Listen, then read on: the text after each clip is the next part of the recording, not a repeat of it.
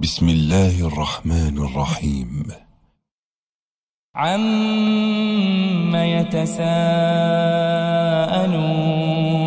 عن النبأ العظيم الذي هم فيه مختلفون كلا سيعلمون ثم كلا سيعلمون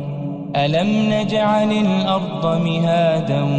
والجبال أوتادا وخلقناكم أزواجا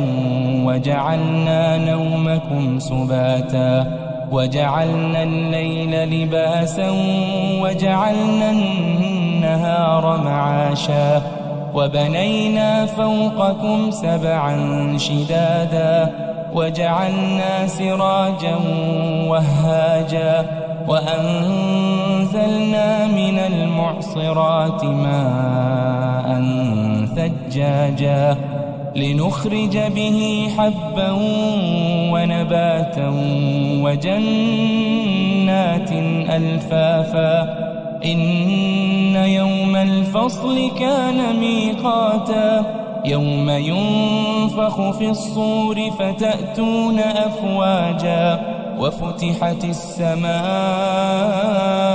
فكانت أبوابا وسيرت الجبال فكانت سرابا إن جهنم كانت مرصادا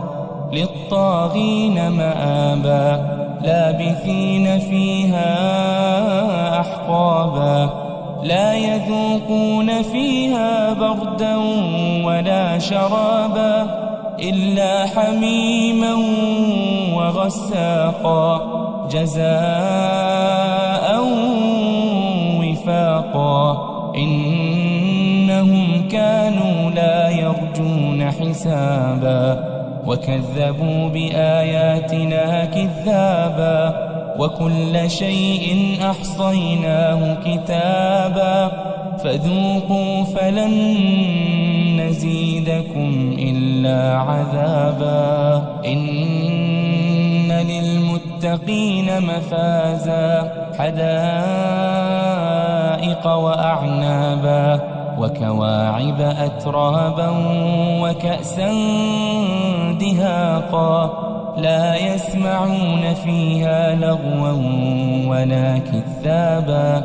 جزاء من ربك عطاء حسابا رب السماوات والأرض وما بينهما الرحمن لا يملكون منه خطابا يوم يقوم الروح والملائكة صفا لا يتكلمون إلا من أذن له الرحمن وقال صوابا ذلك اليوم الحق فمن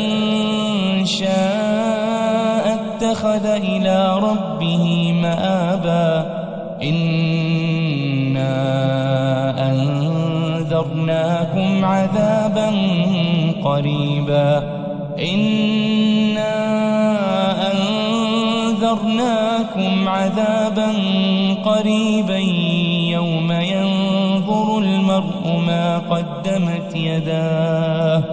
يوم ينظر المرء ما قدمت يداه ويقول الكافر يا ليتني كنت